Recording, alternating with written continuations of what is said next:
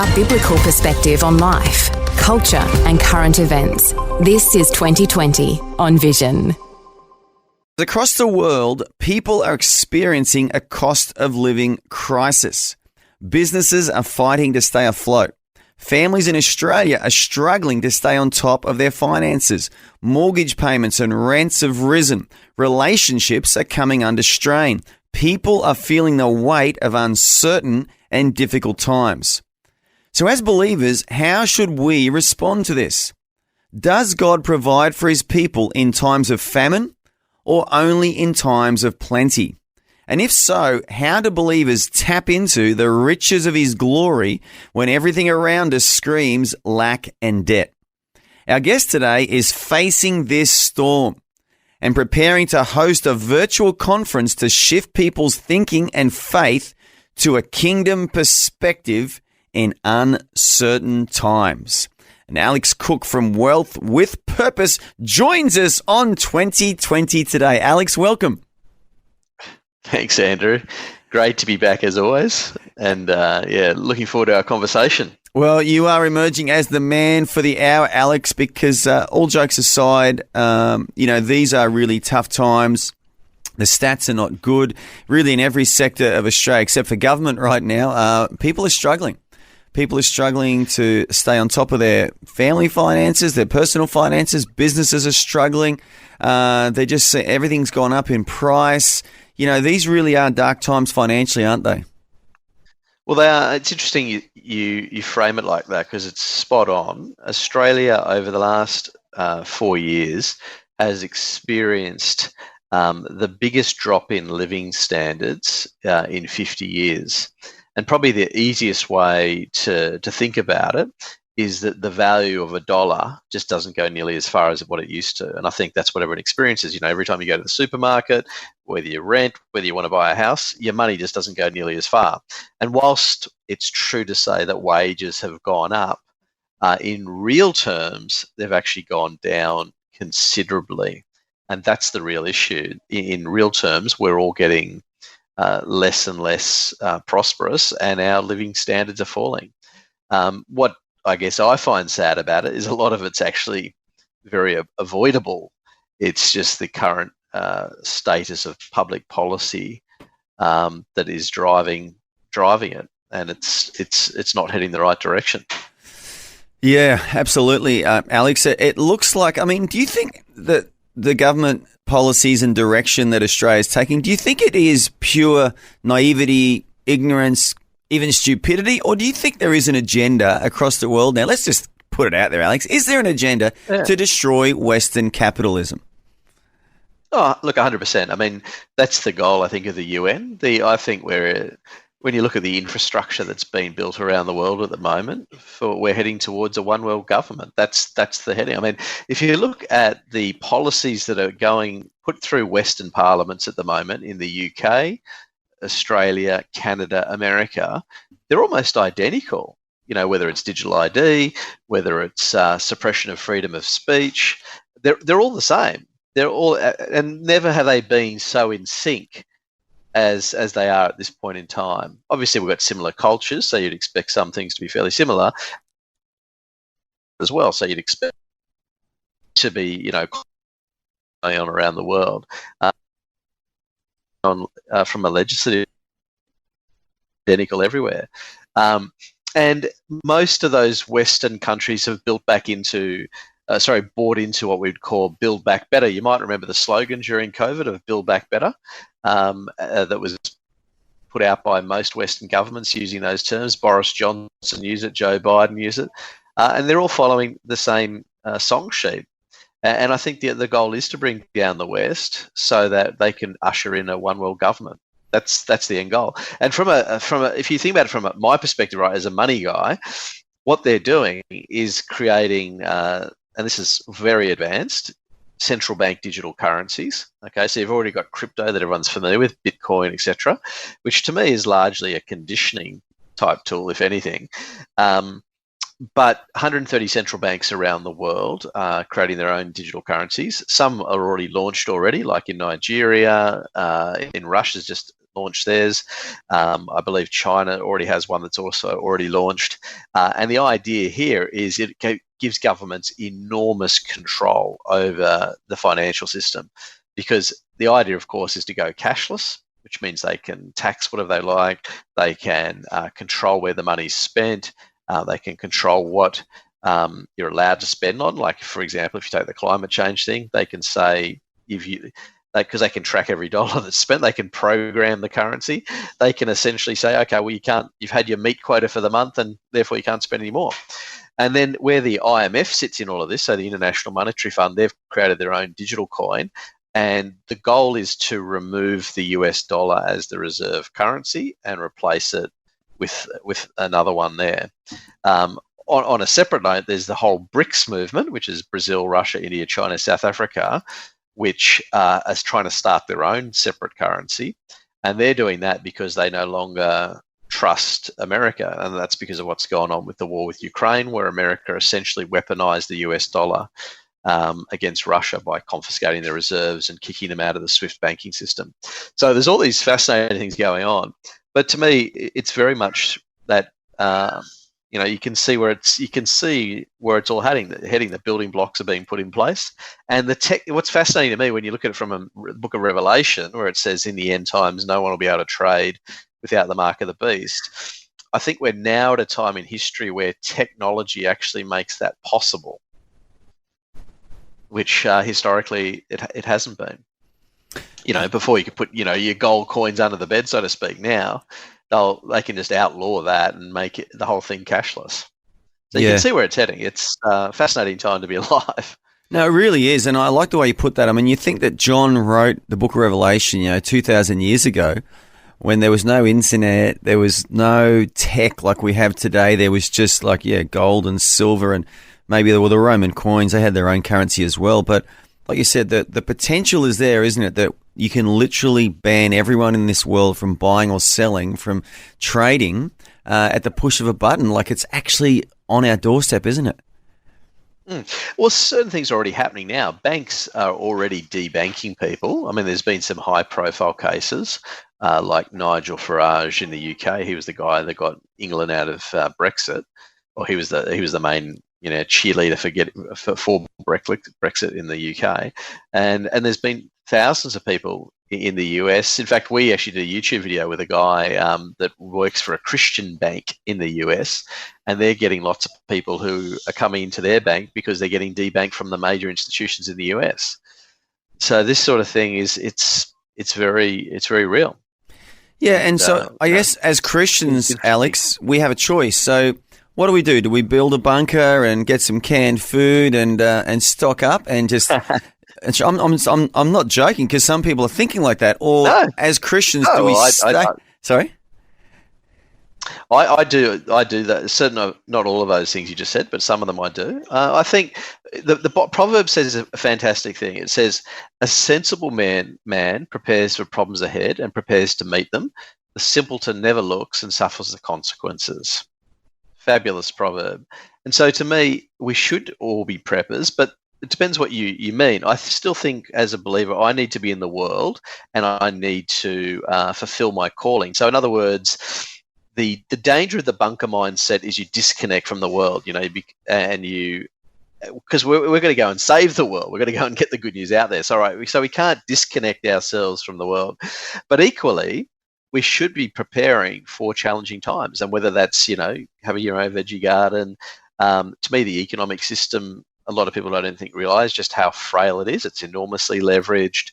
The level of debt levels in the Western world today are unprecedented, really.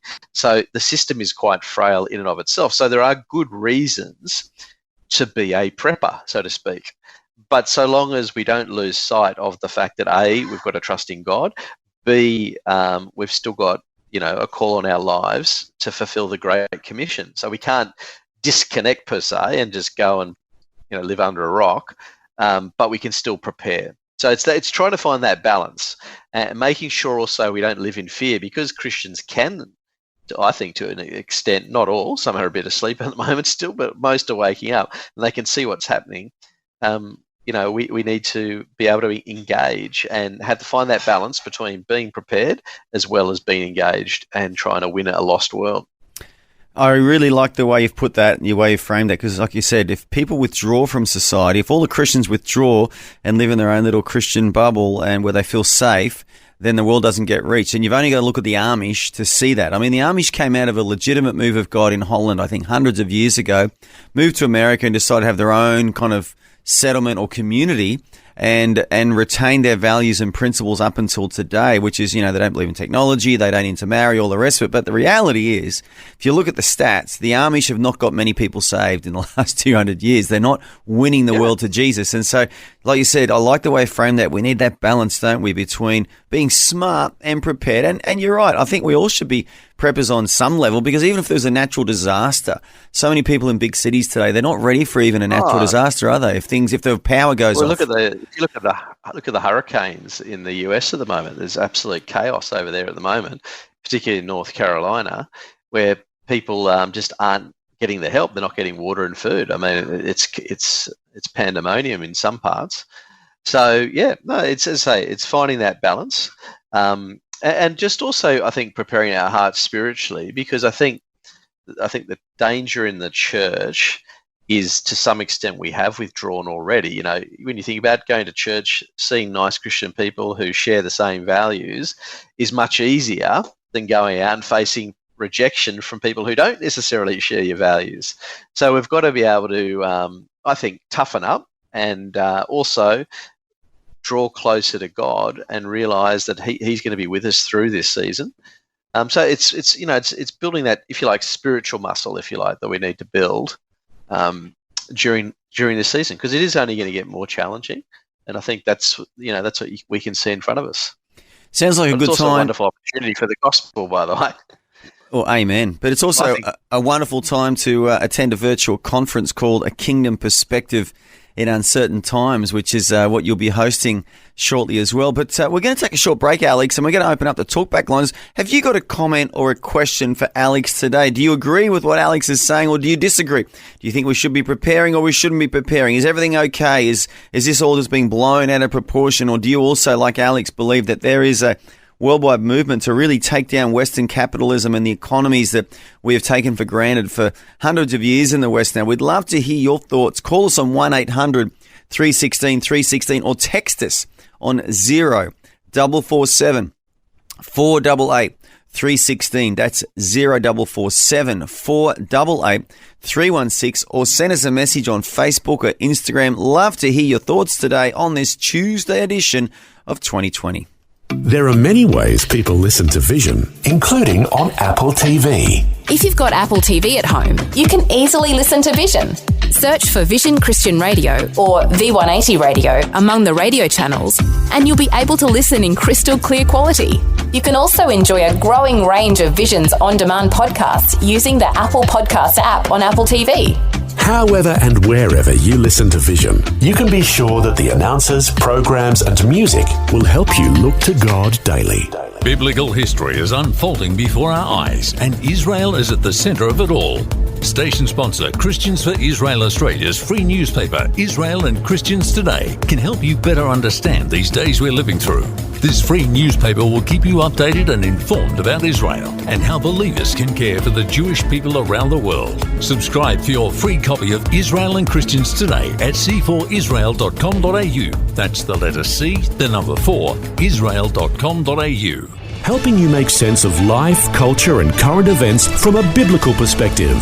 2020 on Vision. Welcome back to 2020. We are talking about a kingdom perspective in uncertain times. And that's also the title or the theme for a virtual conference that Alex Cook from Wealth with Purpose is about to be hosting. And it is certainly something that we all need at this time, because these are uncertain times and these are dark times economically and financially. And Alex, you read out a stat before, really interesting, that in the last 4 years, Australia's standard of living has dropped the biggest it's ever dropped in 50 years. That is massive, isn't it? Oh, it's huge. And as I say, it's mainly reflected in the value of a dollar just doesn't go nearly as far as it used to. I mean, most people, they feel it every time you go to the supermarket. but it's not just the supermarket. It's your energy cost. It's your housing, whether you're renting or whether you own, because interest rates have obviously gone up massively over that same time. And there's just not as much going around as there was, 4 or 5 years ago. And I think a certain portion of the population, particularly, I think it's affecting different generations. So, for example, those who are young and renting, or young with mortgages, or particularly big mortgages starting out, are more impacted than, say, the older generations. If you own your own home already, you're not doing too badly, but everyone else, particularly renting or mortgages, find it quite tough. Yeah. No question. So let's talk about this virtual conference you're going to do, A Kingdom Perspective in Uncertain Times. What's the why behind this conference? What caused you to decide to host this conference? Yeah, look, a fabulous question. Our passion, ultimately, is helping people to live with financial health so they can live a generous life. So if I were to unpack that a little bit, to me, financial health is what happens when you align your finances with God's word. And that means becoming a good steward, making sure you don't have excessive debt, learning to save, learning to give, and all those basic, if you like, biblical principles that help you to become financially healthy. But then our long-term intent, certainly of our ministry, is that once we help people to become financially healthy, is that they can fund the kingdom. Because ultimately our world is passing away. We need to fulfill the Great Commission, and all of that takes resourcing, whether that's people getting behind an organisation like yours and supporting that because you guys are broadcasting the gospel all around Australia, or whether it's supporting missionaries or your local church. All these things require Christians to live generously. And when you look at the stats, Christians are, yes, a little bit more generous than average, but they're not that generous. And I think it's because Australia has been so comfortable for so long, we've kind of lost, we've fallen into the comfort zone ourselves and lost sight of what I would call the eternal things that really last forever. And I think maybe it's because I'm getting a little bit older. I have that greater sense of mortality, that life is very short, and I just want to make it count. And so really our conference is at the end of the day about getting people healthy so they can use their money and fulfill the calling that God has over their lives, and to fund the things that God puts on their hearts so that we can, transform the nation. That's ultimately the end goal of all these things. I love it. What a great why behind a conference. So you want to get people financially healthy so that they can actually be a blessing to others. It's definitely a biblical idea, isn't it? Let's sort of go a little bit controversial here. A lot of Christians in Australia now, and I think in America too, question the necessity to tithe. Like Abraham obviously gave 10% to Melchizedek, and that's really where tithing came about. It was also part of the law of Moses. And a lot of Western Christians now try and find reasons why they don't need to tithe. What are your thoughts on tithing? Look, it's a great question. It's a controversial one too. Basically, there are two main camps, right? The two camps are that tithing still continues today, like basically those that, it was an Old Testament concept, as you say, under Moses, but it was actually pre-law, as you said, like with Melchizedek when he tithed, although he tithed the spoils of war. So the big question is, did he tithe all the time? But nonetheless, that's where that comes from. And large numbers of Christians, including many of your listeners, I know, because some of them have contacted me about this very topic, believe very strongly in tithing. Then there's what I call the New Testament perspective that some churches, which is really, when you read the words of Paul and Jesus, they're very clear that the Christian life should be a generous life. So the way I sort of summarize it for myself is, when we teach about this, I teach a basic principle called the 80-10-10 rule, which is the first 10% is for God, and I call that giving to God. I don't stipulate whether that's to go to the local church or not, because then you can get into all sorts of issues as to whether you talk about that people are in a house church, and you can really go off on all sorts of tangents. But to me, whether you read the Old or New Testament, the Bible is crystal clear that God should come first with our money as much as he should with our entire lives, right? So if you look at Matthew 6:33, seek first his kingdom and his righteousness. So surely that means our finances, we should be treating God by putting him first as well. So giving to God, then I say 10% for saving and 80% to live on. that's not meant to be legalistic or anything like that. But to me, in a nation like Australia, yes, we're talking about things getting tough and so forth, but the reality is many of us can still afford to give 10% without too much of a problem. I know it is genuinely tough for some, and I don't like putting that burden. Like I know that a lot of people say, oh, you can sort of tithe your way out of challenging circumstances. There's all these different theories. I get a little nervous about what I call cause and effect theology, which is basically, if I do this, God will do that. I think that's, trying to treat God like a slot machine. I don't like that kind of approach to it, because, if God's generosity to us was based on our generosity to him, most of us would be in trouble. It's true. So I don't like that cause and effect theology that some people have. But to me, at the end of the day, Christians, whether you take a sort of that Old Testament view or the New Testament one, Christians are called to put God first with their lives. That includes with their money. And when you do your budget, the first line item should be giving to God, in my view. And that's how we should think about it. And then God will put things on your heart that you should support. Now, clearly, your local church that you're part of should be one of the main things you support, because that's where you're obviously being fed and where you're being involved directly in ministry for most of us. But of course, there are lots of other great things that Christians can and should support, including you guys.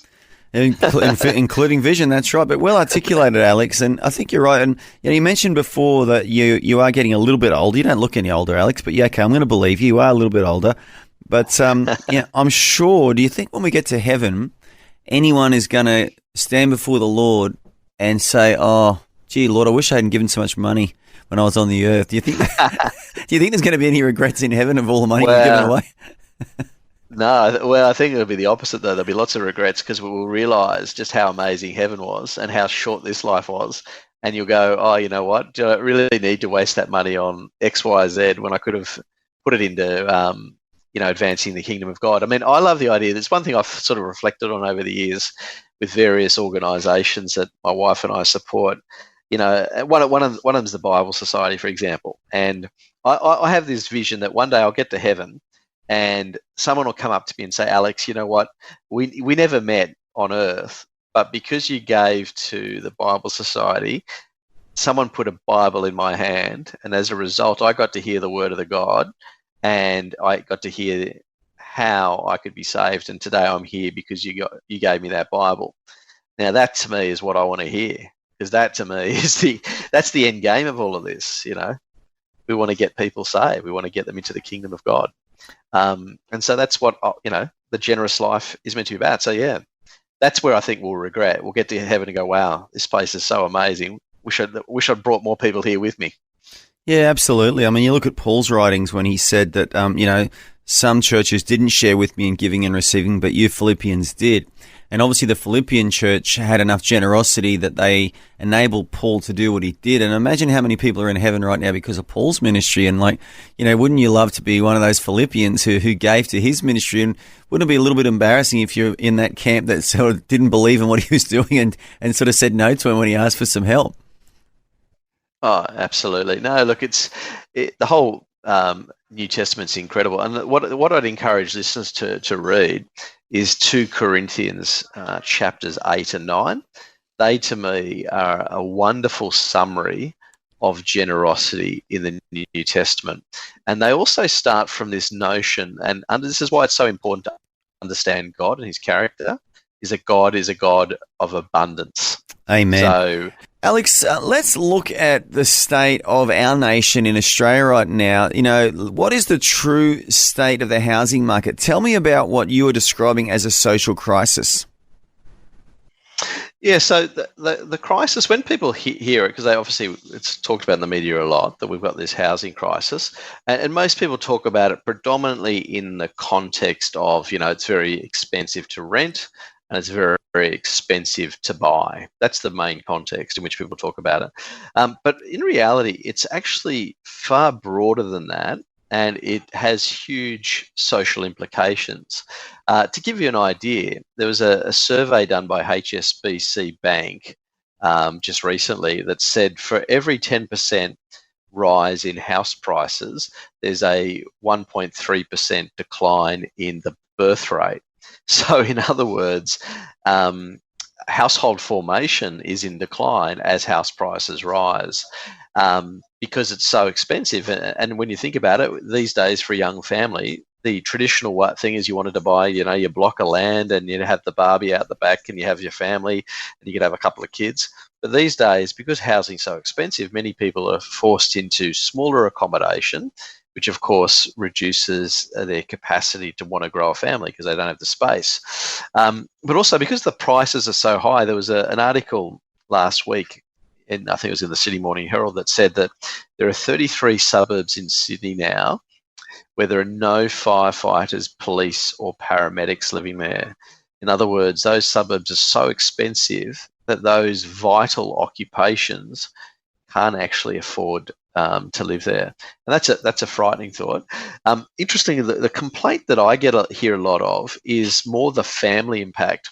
And this is why the housing crisis, often we think of it as either a young person's crisis or those that are struggling financially, but it's actually affecting everybody now.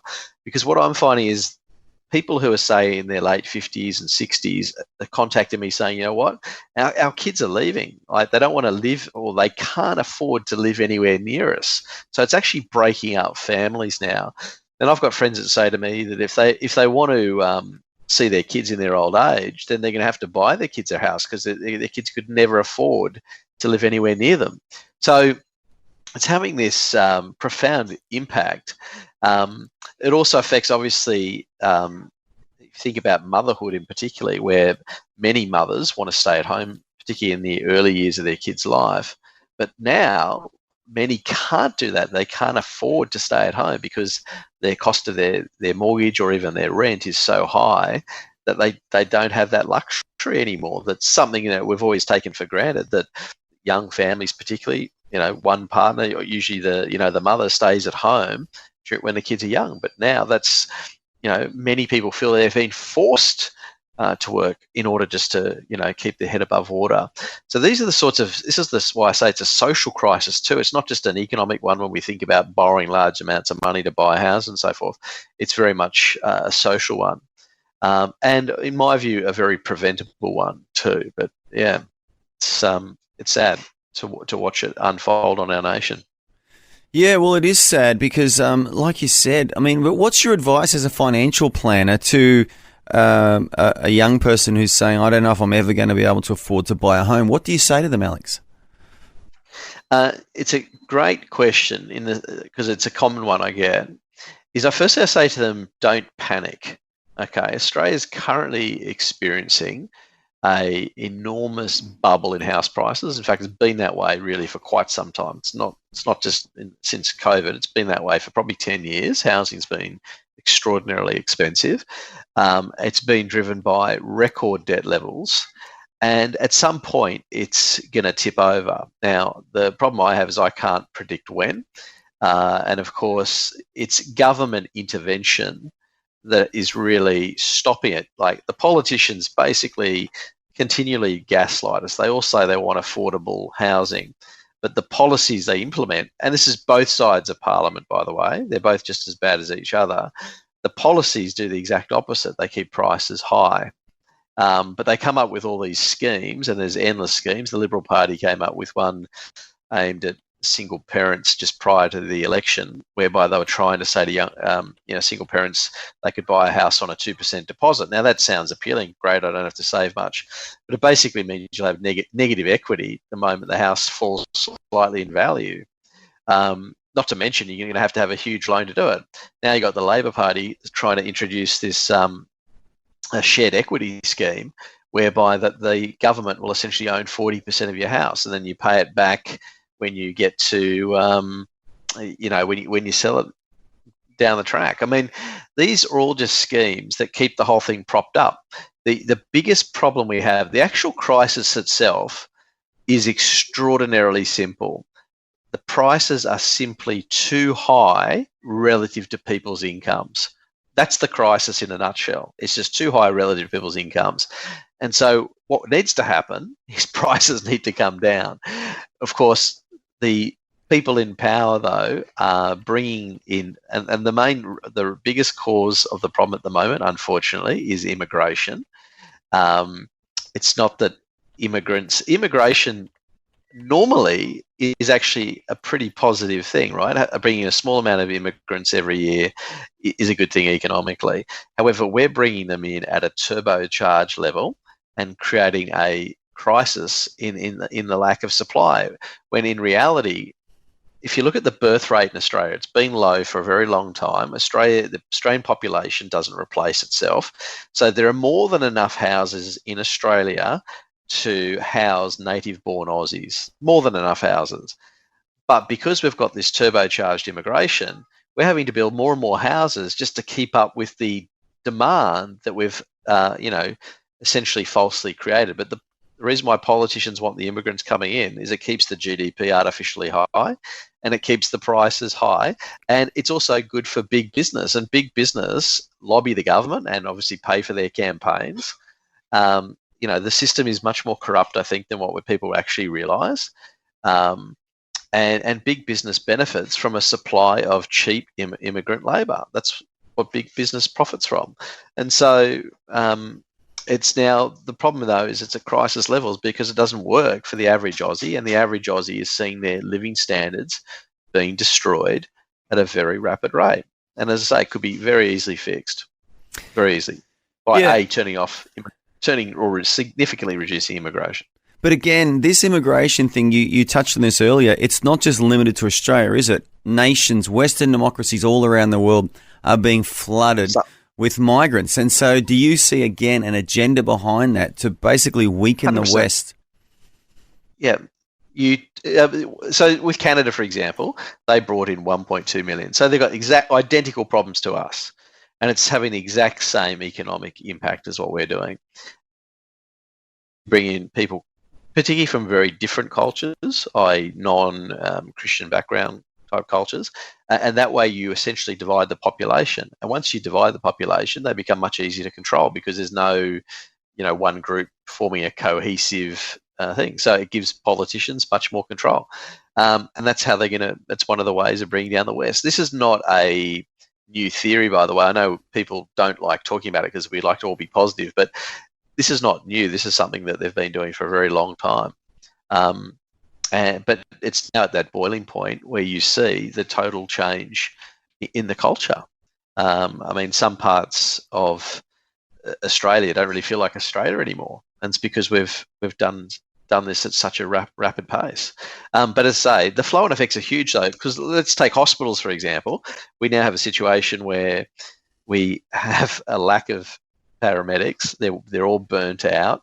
The waiting time to get an ambulance, particularly in Victoria now, can be hours. So you think about this, you've got a major health crisis and you can't get an ambulance. None of these problems should even exist, but it's because we've brought in too many people too soon. We don't have the infrastructure to cope with it. As I say, it's all completely avoidable. But the other thing, politicians love bringing in immigrants because aside from being good for their major sponsors, it also keeps the GDP artificially raised. So if you look at Australia's GDP, it's slightly positive. It's very weak, but it's slightly positive. But if you look at GDP per capita, it's negative and has been for the last 6 quarters. So that's just showing this erosion that we're witnessing. Well, just for our listeners, Alex, how does a ton of migrants, I shouldn't say a ton, a lot of migrants coming into a country, how does that prop up the GDP, which is the gross domestic product? How does that work? Yeah. So just to explain GDP, so GDP is basically the value of goods and services traded in the economy within a given year. So if you think of it just simply, it's the size of the economy. So if you bring in, as Australia has done over the last 12 months, an extra 600,000 people, that's 600,000 people spending more money than what you had previously. So it drives up, obviously, rents, it drives up, general consumption, etc. And it's fabulous for big businesses because, they've got cheap labour coming in. They've got 600,000 extra people to go to the supermarket to spend on goods and services. So it works very effectively for that segment. Yeah, and that's why politicians love it, because no politician wants to be the guy that is the one that brings on the recession. No, they don't want to do it. Yeah. So they want to keep everything propped up as long as they can. Well, let's pivot off that. I mean, you've touched on migration and the impact on economy. So let's look at America. I mean, they don't even know how many people have crossed into America in the last sort of 1 or 2 years. Some of the figures I've heard are like 15 million, but no one actually knows, because some are legal, some are illegal. And again, that Democrat Party in the States is determined to flood America with migrants, and Trump and the Republicans are trying to, stop it a little bit. And some are saying that this election is one of the most important elections in recent memory, because it's two completely contrasting ideas. On one example is immigration, isn't it? Absolutely. So my understanding is in America, something like close to 10,000 illegal immigrants have been coming in per day across the southern border. So it's just a staggering number. But what they are wanting to do, if you listen to the rhetoric from the Democrat Party, is they want to essentially give them citizenship, or give them the and they give them handouts when they come in. They often get like a debit card and all sorts of things. So it's basically literally a literal open door, and they're flooding the country. And the reason why the Democrats are doing that is, if you look at their primary vote, it's been in decline for quite a long time. So this is about getting more voters so that they can retain power. And what they're doing, and it's absurd to think of it, but in California, literally just last week, Gavin Newsom, the governor, passed a law where you can vote with, you don't have to show any form of ID. So, of course, their goal is to get the illegal immigrants to vote, because they don't have to provide any proof that they're an American citizen. I mean, it's madness, but it's so mad that the only way to describe it, I think, is evil, because it's totally illegitimate. I mean, allowing foreigners, it'd be like me going and me here in Australia voting for the Prime Minister of New Zealand. I mean, what a joke. But that's essentially what they're doing. Well, yeah, because in theory, you and I could go on a holiday to LA, and I think we need to do this during the election, and we could actually go in and vote in the federal election in California without any ID. Yeah, that's exactly right. No, it's it really is mad, and it's not the only state. I think there's other thing. So America is in real trouble. I mean, to be honest, I think it's you're watching the crumbling of an empire, really. Yeah. So it's very sad, because I think the problem is America, as America goes, much of the West will go as well. At the end of the day, it is the economic powerhouse. It's by far the most influential. Its stock markets, for example, are 50% of the world. Its economy is 20% of the world. And of course, it often sets much of the global agenda. So it will have the downfall of America, which seems to me to be fairly inevitable over the next 10 years, will have a flow-on effect to other parts of the world, especially nations like ours. So yeah, but I mean, to be honest, I think it doesn't matter almost who does get elected in America, even though I'd be certainly hoping for Trump, given his policies versus what Kamala's proposed. The himself still doesn't have a solution for their insane deficit of 30, and they've got a $35 trillion debt, and neither side of the aisle has any interest in reining in the debt, stopping it from growing, living within their means. I mean, you would think it's common sense. You and I are talking about households and household budgets. It's common sense that you need to live within your means, right? But the governments haven't. America hasn't. It's had, I think, 3 surpluses in the last 40 years. So that gives you an idea of how governments run their balance sheets. Yeah, well, when you talk about the demise of America, imagine NATO without America. I mean, America effectively finances NATO, but beyond that, most of the European nations' military equipment is also produced by the Americans. They're all flying F-15s and F-16 jets and using their tanks and whatnot. Can you imagine Europe being threatened by a major world power without America backing them up? I mean, I wouldn't be betting any money on, that's for sure. No, absolutely. I think they're, and I think that they are very weak nations these days. I think they've become that. Yeah. Yep, they're weak. So look, we're living in a time where the world order is changing. We're going from this unipolar world where essentially America has been in charge over the last 50 years or more, pretty much post World War II, and we're moving into a very new world. And that's what I think is fascinating about the time we're living in. We're moving into this multipolar world where those in charge are changing, and multipolar world will be more chaotic than what we're used to. Yeah, absolutely. Now we've got a caller, Alex. I want to quickly go to this caller before we wrap up today, and we have Monica calling from, I think it's South Australia. There, Monica. Yes, I'm here. Would you like to ask Alex a question or make a comment today? I just want to make a comment. I think to live within our means, and also to very, very important to invest in God's kingdom. For example, when my husband and I, we only live on age pension.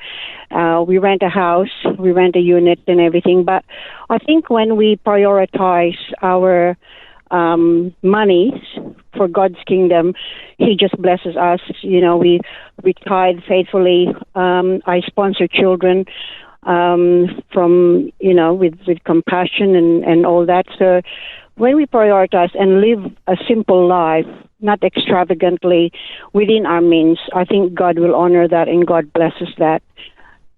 Thank you. 100%. Alex, you got a response for Monica?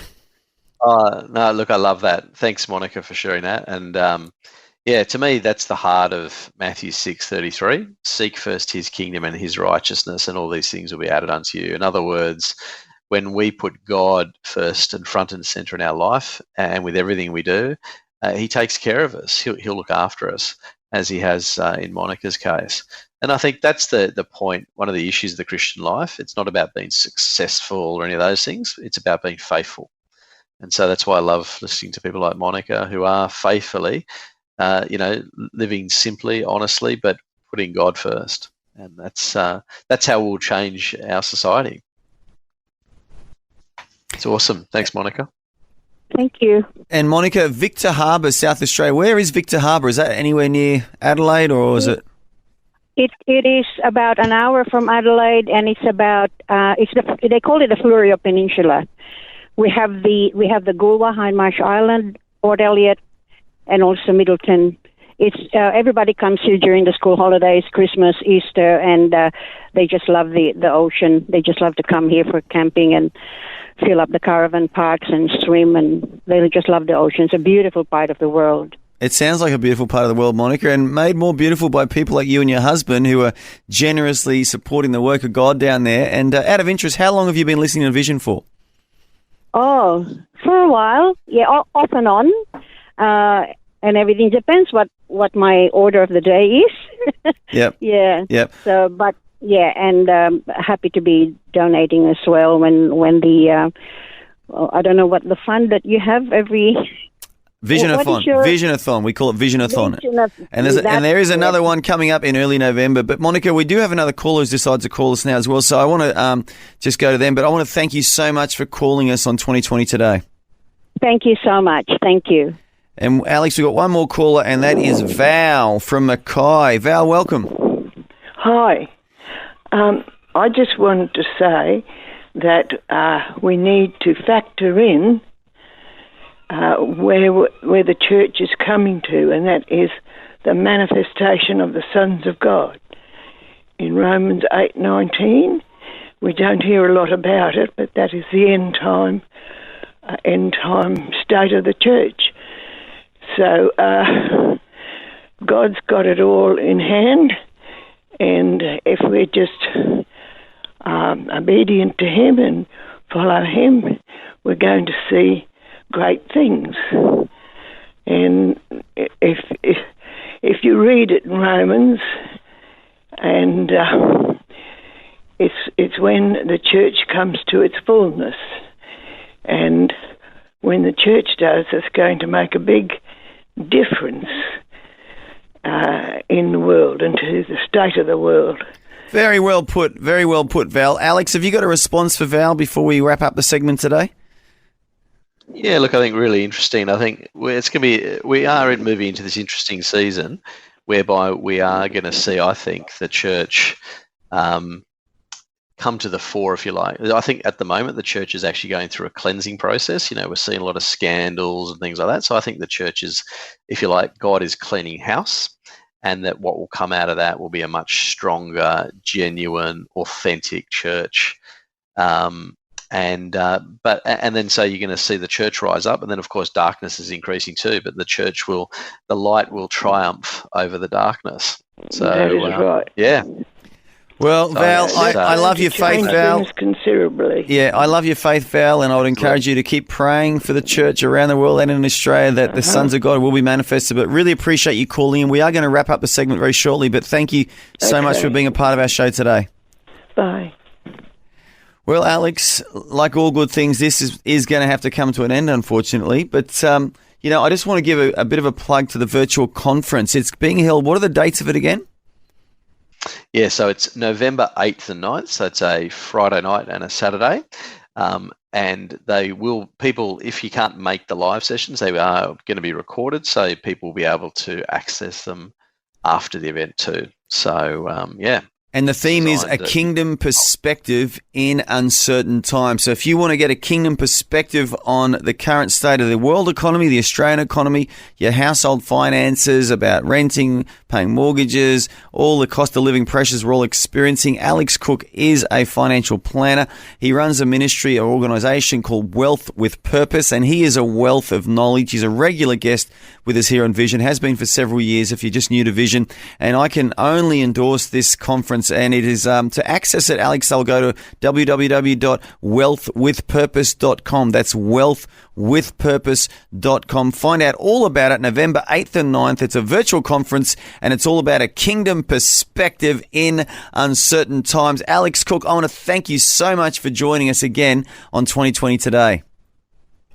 Thanks, Andrew. My pleasure. Great to be with you. Thanks for taking time to listen to this audio on demand from Vision Christian Media. To find out more about us, go to vision.org.au.